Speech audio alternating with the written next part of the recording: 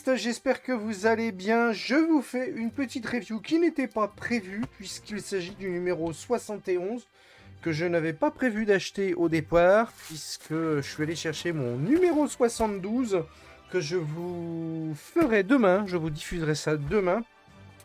Mais là, j'ai décidé de prendre le numéro 71 parce qu'il restait dans ma boutique. Et en plus, je me suis rendu compte que ces deux pièces de décor ne sont plus dispo à la vente.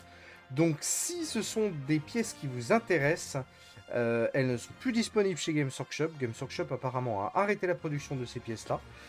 Donc, pour 10 €, vous pouvez encore vous les procurer. Allez, on ouvre tout de suite. Dedans, vous avez bien sûr le fascicule, la grappe qui est très grande. Qui est très très grande en même temps. C'est un décor, c'est un petit peu logique. Je vous montre la grappe. Je ne vais pas dire en plan serré, mais là, elle occupe quand même tout l'écran. Vous voyez, ce sont quand même des très très grandes pièces.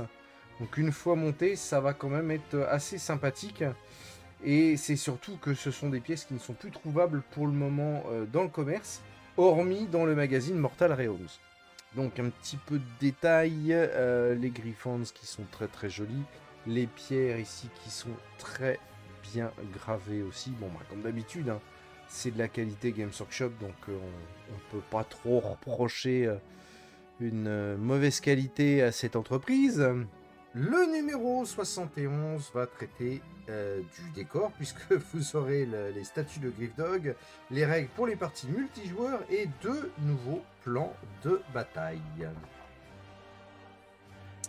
Un petit peu d'historique sur les vampires Ruinman. Donc, ce sont des vampires issus de la Légion de la Nuit, comme ils le disent ici, la Légion du Sang. Je ne me rappelle plus trop... dans l'ancien monde, on va dire que ça correspondait à quoi au niveau des différentes races de vampires. Si vous êtes bien spécialisé, vous me mettez ça dans les commentaires en bas. Voilà, voilà. L'aristocratie de minuit, la dynastie des Virkos. Donc ça, c'est la dynastie que je suis en train de monter en ce moment. Dynastie de Castellae et la dynastie des Avengori. C'est pas mal qu'ils mettent des différentes dynasties au niveau des vampires. Je trouve ça très bien. On retrouve un petit peu ce qu'il y avait avant dans Warhammer Fantasy Battle au niveau des vampires. Donc un petit peu de descriptif sur les Paladors. C'est la cavalerie sur Griff Charger. Une unité que j'aime beaucoup dans les Stormcast, qui est très très agréable à peindre. On peut se lâcher au niveau des figurines.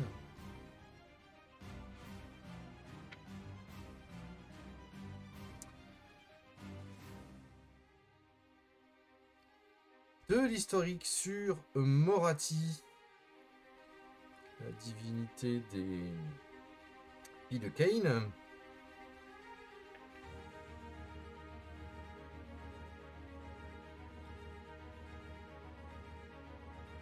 Le guide d'assemblage, consignes de sécurité qui ont encore changé. On n'a plus les petites pinces, on n'a pas les photos des consignes de sécurité. Bon, ça va pas être compliqué à monter, je pense. Ça va être, même à peindre, je pense que ça va pas être ce qu'il y aura de plus dur à peindre.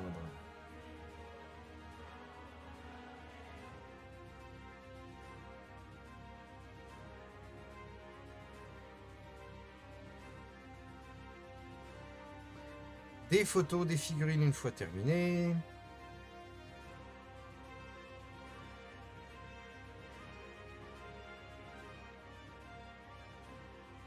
Avec une possibilité de les peindre de manière différente au niveau des pierres. Donc du scénario. Alors Triomphe et Trahison, c'est un type de scénario, enfin c'est un type de bataille bien spécifique que les vieux joueurs connaissent bien. Donc ils expliquent le concept de Triomphe et Trahison dans Age of Sigmar. Les phases de jeu avec les pots de vin. Grosse partie descriptive de règles, là c'est pas mal. Et le plan de bataille, Triomphe et Trahison. et un deuxième plan de bataille sur le tranchant du couteau. Voilà, donc le prochain numéro 72 que je vous publierai, je posterai ça sur YouTube de la vidéo demain. Donc soyez attentifs, demain ou lundi, ça sera au pire lundi, mais ça va sortir très très vite. Et le numéro 73, qui est le personnage de Niv Blacktalon, personnage nommé. Voilà, on fait le récapitulatif brièvement de ce numéro 71, donc le fascicule et la grosse grappe de décor, le tout pour 9,90, assez avantageux, tout en sachant que voilà, ce sont des figurines qui ne sont plus fabriquées pour le moment. Vous pourrez peut-être éventuellement en trouver dans certaines boutiques, et encore, cette grappe-là n'est pas vendue toute seule.